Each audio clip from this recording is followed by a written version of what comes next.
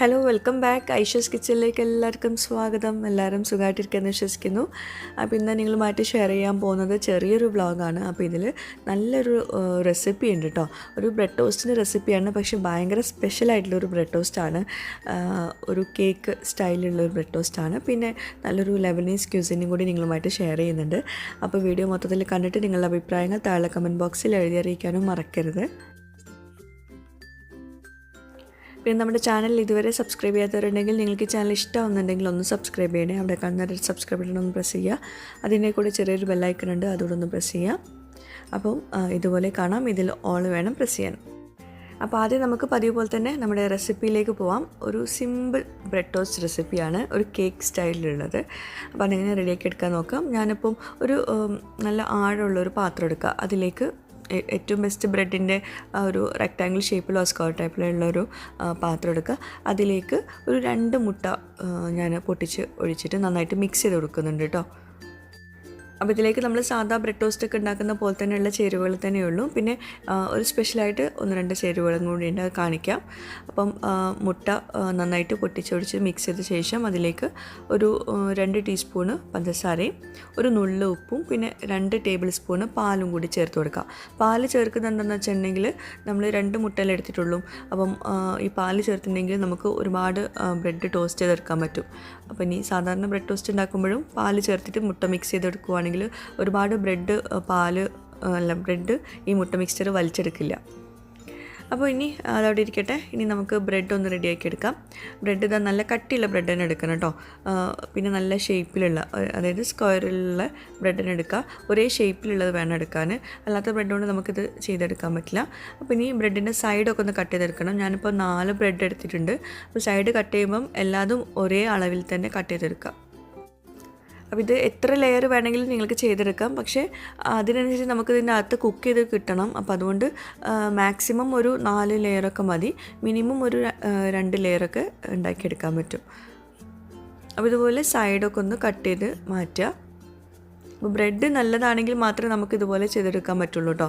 അപ്പോൾ അത് പ്രത്യേകം ശ്രദ്ധിക്കുക. നല്ല കട്ടിയുള്ള ബ്രെഡ് ഒന്ന് ഫ്രിഡ്ജിൽ വെച്ചിട്ട് യൂസ് ചെയ്യുകയാണെങ്കിൽ കുറച്ചുകൂടെ നന്നാവും, ഒന്നുകൂടെ കട്ടിയായി കിട്ടുമല്ലോ.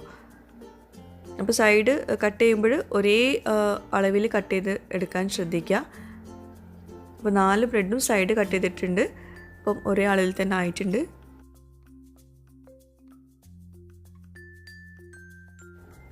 അപ്പോൾ ഈ കട്ട് ചെയ്ത് മാറ്റിയത് നിങ്ങൾക്ക് വേണമെങ്കിൽ ബ്രെഡ് ക്രംസ് ആക്കി എടുക്കാം കേട്ടോ. നമുക്ക് ഈ റെസിപ്പിയിലേക്ക് ആവശ്യമില്ല. അപ്പോൾ 4 ബ്രെഡ് സൈഡൊക്കെ കട്ട് ചെയ്തിട്ട് ഞാൻ റെഡിയാക്കി വെച്ചിട്ടുണ്ട്. പിന്നെ ഇതിലേക്ക് നമുക്ക് സ്പെഷ്യലായിട്ട് വേണ്ടത് കുറച്ച് നട്ട്സാണ്. ഞാൻ കുറച്ച് ടൂട്ടി ഫ്രൂട്ടി ചെറുതായിട്ട് കട്ട് ചെയ്തതും പിന്നെ കുറച്ച് ബദാം ചെറിയ പീസാക്കിയിട്ട് വളരെ ചെറുതായിട്ട് കട്ട് ചെയ്യണം കേട്ടോ, അതും എടുത്തിട്ടുണ്ട്. ടൂട്ടി ഫ്രൂട്ടിയൊക്കെ ഒരു കളർഫുൾ ആവാൻ വേണ്ടിയിട്ട് മാത്രമാണ് എടുത്തിട്ടുള്ളത്. അപ്പോൾ ഒരു പാന് ചൂടാക്കിയിട്ട് പാന് വളരെ കുറഞ്ഞ ഫ്ലെയിമിൽ വെക്കുക, അല്ലെങ്കിൽ ചൂടാക്കിയ ശേഷം ഒന്ന് ഫ്ലെയിം ഓഫ് ചെയ്യുക കേട്ടോ. ഇതെല്ലാം കൂടി നിങ്ങൾക്ക് മാനേജ് ചെയ്യാൻ പറ്റുന്നില്ല എന്നാണെങ്കിൽ ഫ്ലെയിം ഓഫ് ചെയ്യുന്നതായിരിക്കും നല്ലത്. എന്നിട്ട് ഞാൻ പാനൊന്ന് ഗ്രീസ് ചെയ്തെടുത്തിട്ടുണ്ട്. ഇനി നമ്മൾ ബ്രെഡ് ടോസ്റ്റ് ഒക്കെ ഉണ്ടാക്കുന്ന പോലെ തന്നെ ബ്രെഡ് ഇതിൽ മുക്കിയെടുത്തിട്ട് പെട്ടെന്ന് നമ്മൾ ബ്രെഡ് ടോസ്റ്റ് ഉണ്ടാക്കുമല്ലോ, അതിന് പകരം ബ്രെഡ് നന്നായിട്ട് ഇതിൽ ഡിപ്പ് ചെയ്തെടുക്കണം. അപ്പം ഈ ഒരു മിക്സ്ചറിൽ ബ്രെഡ് നന്നായിട്ട് സോക്ക് ചെയ്തെടുക്കുക. അത്രയും സോഫ്റ്റായിട്ട് കിട്ടണം ബ്രെഡ്. പിന്നെ പൊട്ടിപ്പോവാതിരിക്കാൻ നോക്കണം കേട്ടോ. നല്ലോണം സോഫ്റ്റ് ആകുമ്പോൾ എടുക്കുന്ന സമയത്ത് പൊട്ടിപ്പോവും. അപ്പോൾ അതൊക്കെ ഒന്ന് ശ്രദ്ധിക്കാം. നല്ലോണം സോഫ്റ്റ് ആയിട്ടുണ്ട്. ഈ മുട്ടയുടെ മിക്സ്ചറൊക്കെ നന്നായിട്ട് ബ്രെഡ് വലിച്ചെടുത്തിട്ടുണ്ട്. ഇനി നമുക്ക് ഇത് ചൂടായ പാനിലേക്ക് വെച്ച് കൊടുക്കാം. അപ്പോൾ ഞാൻ വീഡിയോ എടുക്കലും രണ്ടും കൂടി ആയതുകൊണ്ട് തന്നെ ഞാൻ ഫ്ലെയിം ഓഫ് ചെയ്തിട്ടുണ്ട് കേട്ടോ. അപ്പോൾ ഫ്ലെയിം ഓഫ് ചെയ്യേണ്ട നിർബന്ധമൊന്നുമില്ല, കാരണം നമ്മളെല്ലാം കൂടി ഒരുമിച്ച് ചെയ്യുവാണെങ്കിൽ കുഴപ്പമില്ല, പെട്ടെന്ന് ചെയ്യണം എന്നുള്ളൂ. അപ്പോൾ ഞാൻ ഒരു ലെയറായിട്ട് നമ്മുടെ നട്ട്സും ടൂട്ടി ഫ്രൂട്ടിയും കൂടി വെച്ച് കൊടുത്തിട്ടുണ്ട്. വെച്ചിട്ട് ഒന്ന് നന്നായിട്ട് പ്രസ് ചെയ്ത് കൊടുക്കണം. അപ്പോൾ തന്നെ ഇനി രണ്ടാമത്തെ ബ്രെഡ് നമുക്ക് നന്നായിട്ട് ഇതേപോലെ ഡിപ്പ് ചെയ്തെടുക്കാം. അപ്പോൾ ബ്രെഡിന് മുകളിൽ നമ്മൾ നട്ട്സ് വെച്ച് കൊടുക്കുമ്പോൾ നന്നായിട്ട് പ്രസ് ചെയ്ത് കൊടുക്കാനും മറന്നു പോകരുത്. പിന്നെ സൈഡിലൊന്നും ആവാണ്ടിരിക്കാൻ നോക്കുക. അപ്പോൾ ഓരോ ലെയറിലും നമ്മൾ ബ്രെഡിന് മുകളിൽ ഈ നട്ട്സ് വെച്ച് കൊടുക്കുന്നുണ്ട്. എന്നിട്ട് നന്നായിട്ട് പ്രസ് ചെയ്ത് കൊടുക്കുക.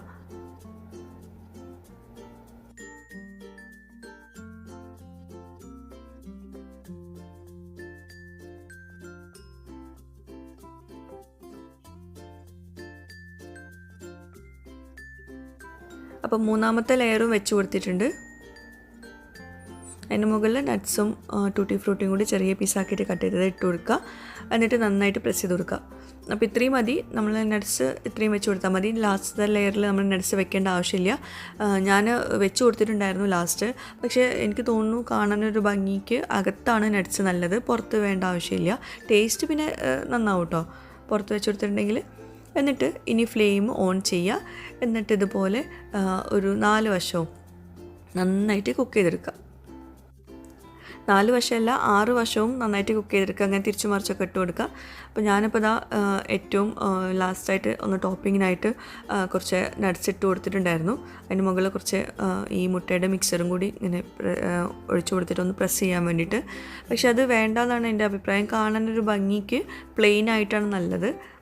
അപ്പോൾ ശരിക്കും നമ്മൾ പറയുകയാണെങ്കിൽ ബ്രെഡ് കൊണ്ട് ഉണ്ടാക്കിയെന്ന് തോന്നില്ല, ഒരു കേക്കിൻ്റെ ഒരു ടെക്സ്ചറായിരിക്കും കാണുമ്പോൾ ഉണ്ടാവുക.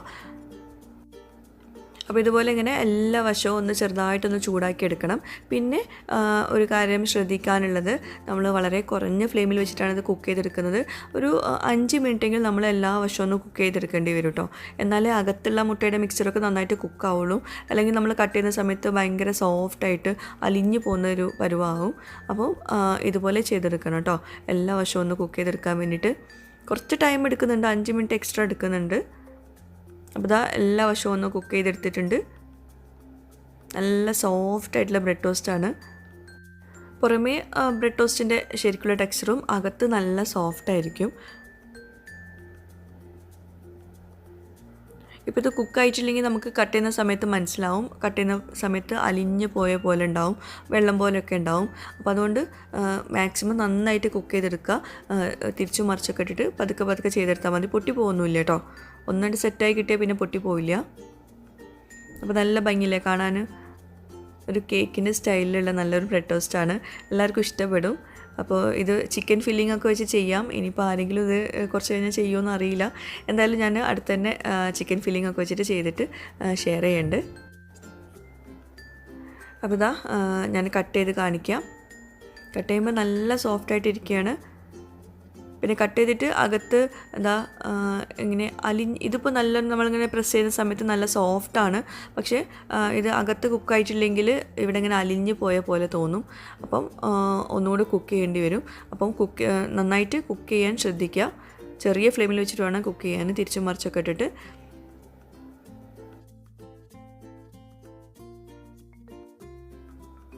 അപ്പോൾ നല്ല വെറൈറ്റി ആയിട്ടുള്ളൊരു ബ്രെഡ് ടോസ്റ്റ് അല്ലേ. എല്ലാവർക്കും ഒരേപോലെ ഉണ്ടാക്കാനും പറ്റും. അതുപോലെ ഒരു സ്പെഷ്യലായിട്ട് എന്തെങ്കിലും സ്നാക്കൊക്കെ ഉണ്ടാക്കണമെങ്കിൽ ഇതുപോലെ ഒന്ന് ട്രൈ ചെയ്ത് നോക്കാം. ഇടയ്ക്ക് ഇങ്ങനെ നട്ട്സൊക്കെ കടിക്കുമ്പം നല്ല ടേസ്റ്റാണ്. നല്ല സോഫ്റ്റായിട്ടായിരിക്കും കേട്ടോ. ഭയങ്കര ബുദ്ധിമുട്ടൊന്നും ഉണ്ടാവില്ല അകത്ത് കഴിക്കാനൊക്കെ.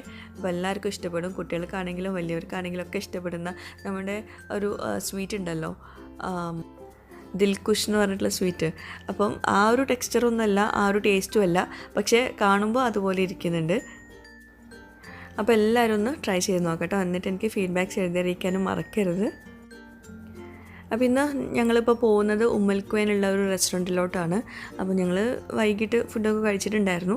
എന്നിട്ട് പിന്നെ ഷവർമ കഴിക്കാനാണ് പോകുന്നത് കേട്ടോ. ഇവിടെ ഒരു ലെബനീസ് റെസ്റ്റോറൻറ്റ് ഉണ്ട്. അപ്പോൾ അവിടെ ഷവർമ സ്പെഷ്യൽ ടേസ്റ്റ് തന്നെയാണ്, അറബിക് ഷവർമയാണ് കിട്ടുന്നത്. അപ്പോൾ മെയിനായിട്ട് പോകുന്നത് ഷവർമ കഴിക്കാമെന്ന് വിചാരിച്ചിട്ടാണ്. പിന്നെ ഈ ഒരു റെസ്റ്റോറൻറ്റിൽ പുറത്തിരുന്നിട്ട് ഭക്ഷണം കഴിക്കാനാട്ടോ രസം. നല്ലൊരു അറ്റ്മോസ്ഫിയറാണ്. പിന്നെ ഇപ്പോൾ നല്ല കാലാവസ്ഥ ആയതുകൊണ്ട് തന്നെ പുറത്തിരുന്നിട്ട് ഭക്ഷണം കഴിക്കാമെന്ന് വിചാരിച്ചിട്ടാണ് ആദ്യം പുറത്തിരുന്നത് കേട്ടോ. അപ്പോൾ ഇതാ ഇതിനകത്ത് ഞങ്ങൾ ആദ്യം ഒന്നിരുന്നു. പിന്നെ ഇവിടെ അധികം ലൈറ്റൊന്നുമില്ല. അപ്പോൾ ഇനിയിപ്പോൾ ഫുഡൊക്കെ നമ്മൾ വീഡിയോ എടുക്കുന്ന സമയത്ത് ലൈറ്റൊക്കെ ഭയങ്കര ഡിമ്മായിട്ടുള്ള ലൈറ്റാണ്. അപ്പം തീരെയും ക്ലാരിറ്റി ഇല്ല. അപ്പോൾ പിന്നെ കുറച്ച് നേരം അവിടെ ഇരുന്നിട്ട് പിന്നെ നമ്മൾ അകത്തേക്ക് തന്നെ പോയി. പിന്നെ ഒരുപാട് പേര് ശീശ വലിക്കുന്നുണ്ടായിരുന്നു അവിടെ. അപ്പോൾ പിന്നെ അത് നമുക്ക് ബുദ്ധിമുട്ടൊന്നും ഉണ്ടാവില്ല. എന്നാലും നമ്മൾ പിന്നെ ആ ലൈറ്റിൻ്റെ പ്രശ്നം കൊണ്ട് നമ്മൾ പിന്നെ അകത്തേക്ക് തന്നെ പോയി.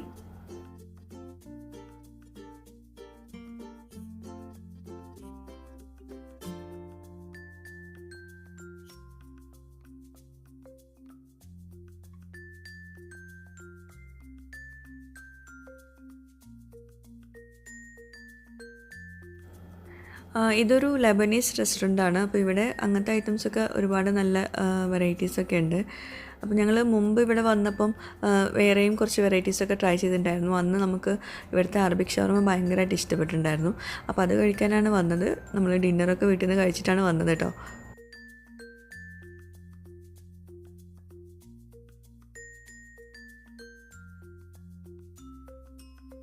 അപ്പോൾ ഇതാണ് റെസ്റ്റോറൻറ്റിൻ്റെ പേര്, സിക്കത്ത് ബെയ്റത്ത് എന്നാണ് റെസ്റ്റോറൻറ്റിൻ്റെ പേര്. മിൽക്ക് മെയിലാണുള്ളത്. അപ്പോൾ മെനു ഒക്കെ നോക്കുകയാണെങ്കിൽ ഒരുപാട് ഐറ്റംസൊക്കെ ഉണ്ട്.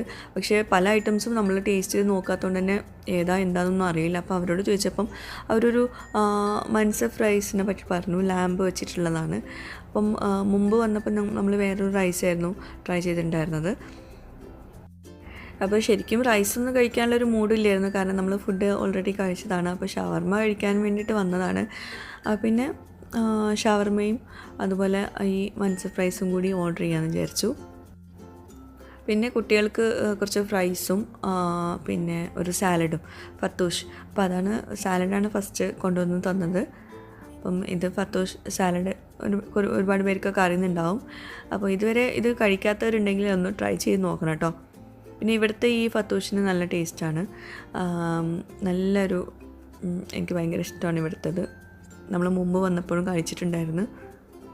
അപ്പോൾ ഫസ്റ്റ് തന്നെ ഷവർമയാണ് കൊണ്ടുവന്ന് തന്നിട്ടുള്ളത്, അറബിക് ഷവർമയാണ്. നല്ല ടേസ്റ്റാണത്. അതിൻ്റെ ഡിപ്പാണ് പ്രത്യേക ഒരു ടേസ്റ്റ്.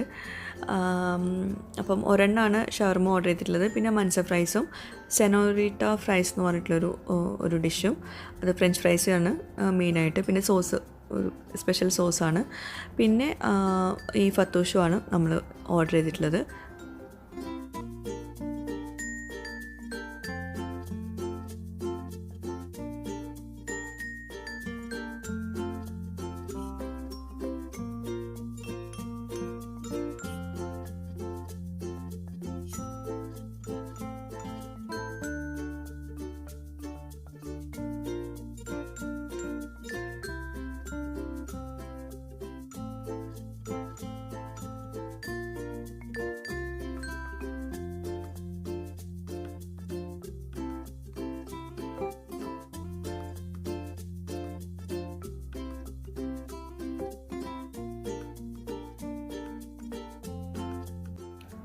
ഈ ഫത്തൂഷ് സാലഡിലെ സോസ് ഉണ്ടല്ലോ, അത് നല്ല ടേസ്റ്റാണ് കേട്ടോ കഴിക്കാൻ.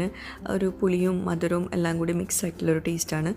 പിന്നെ നമ്മുടെ പിത്ത ബ്രെഡ് ഫ്രൈ ആക്കിയിട്ടിട്ടതും ഒരു ഇടയ്ക്കൊരു ക്രിസ്പിനെസ് വരുത്താൻ സഹായിക്കും. അപ്പം ഞാൻ ഒരിക്കലും അതിൻ്റെ റെസിപ്പി ഷെയർ ചെയ്യുന്നുണ്ട്. നമ്മുടെ മൻസഫ് ഫ്രൈസും പിന്നെ സെനോറിറ്റ ഫ്രൈസും വന്നിട്ടുണ്ട്. അതുപോലെ ഈ മൻസഫ് ഫ്രൈസ് ലാമ്പ് വെച്ചിട്ടുള്ളതാണ്. ആ ലാമ്പ് ഒരു ഓസ്ട്രിയൻ ലാമ്പായതുകൊണ്ടാണ് ആയിരിക്കും ഭയങ്കര സ്മെല്ലുണ്ടായിരുന്നു. നല്ല സോഫ്റ്റ് ആൻഡ് ജ്യൂസി ആയിട്ടാണ് കേട്ടോ ലാമ്പൊക്കെ ഉള്ളത്. പക്ഷെ നമുക്ക് ആ സ്മെല്ലുകൊണ്ട് വല്ലാണ്ട് ഇഷ്ടപ്പെടില്ല. പക്ഷേ ആ റൈസ് ഉണ്ടല്ലോ, അത് നല്ല ടേസ്റ്റ് ഉണ്ടായിരുന്നു. റൈസ് എല്ലാം തോന്നുന്നത് ബൾഗറാണെന്ന് തോന്നുന്നു, ഒരു സീരിയൽ ഉണ്ടല്ലോ അതാണ് തോന്നുന്നു. അപ്പം ഞാൻ ഗൂഗിളിൽ ചെക്ക് ചെയ്തപ്പം ഈ മൻസഫ് റൈസ് ഉണ്ടാക്കുന്നത് ഒന്നെങ്കിൽ റൈസ് വെച്ചിട്ടും അല്ലെങ്കിൽ ബൾഗർ യൂസ് ചെയ്തിട്ടാണെന്നാണ് കണ്ടത്. ഞാനിതുവരെ ട്രൈ ചെയ്തിട്ടില്ല കേട്ടോ ഈ റൈസ്. എനിക്ക് ഭയങ്കരമായിട്ട് ഇഷ്ടപ്പെട്ടു, നല്ല ഫ്ലേവർ ഉണ്ട്. ഞാൻ ഒരിക്കലും ഉണ്ടാക്കണം. അപ്പോൾ ഇത് കണ്ടിട്ട് റൈസാണെന്ന് തോന്നുന്നില്ല, ബൾഗറാണെന്ന് തോന്നുന്നു. പിന്നെ ലാമ്പ് കഴിക്കാൻ നല്ല ടേസ്റ്റ് ഉണ്ട്, പക്ഷെ ആ ഒരു സ്മെല്ലുണ്ടല്ലോ അതെനിക്ക് വല്ലാണ്ട് ഇഷ്ടമല്ല. ഇക്കൊക്കെ ഭയങ്കര ഇഷ്ടമാണ് അതൊക്കെ. അപ്പോൾ ഇക്ക നന്നായിട്ട് കഴിച്ചിട്ടുണ്ട്, ഞാൻ ചെറുതായിട്ട് കഴിച്ചിട്ടുള്ളൂ. എനിക്ക് റൈസ് ഭയങ്കരമായിട്ട് ഇഷ്ടപ്പെട്ടു, റൈസ് നന്നായിട്ട് കഴിച്ചു. ലാമ്പ് അതിൻ്റെ കൂടെ നല്ല സോഫ്റ്റ് ആൻഡ് ജ്യൂസിയൊക്കെയാണ് കേട്ടോ ലാമ്പ്. അങ്ങനെ തൊടുമ്പോഴേക്കും ഇങ്ങനെ പൊഴിഞ്ഞ് വരുന്ന രീതിയിലുള്ള ഒരു ഇതൊക്കെയാണ്, ടെക്സ്ചറൊക്കെയാണ്.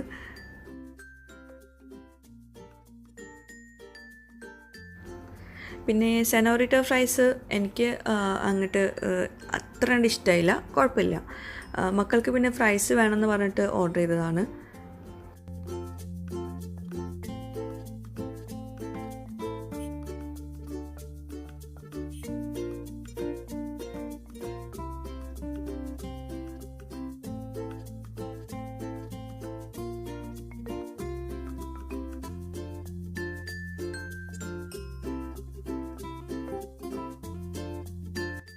റൈസ് ആണെങ്കിൽ നല്ല ഫ്ലേവർഫുള്ളാണ്.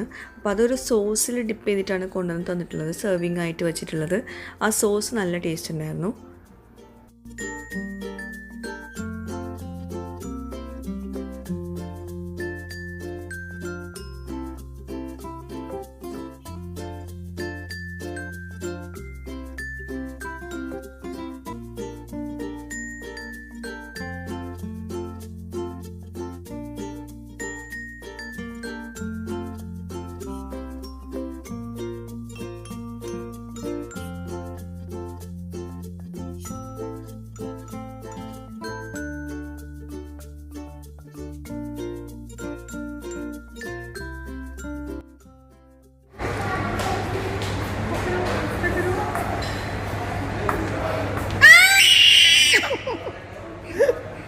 Cemetery.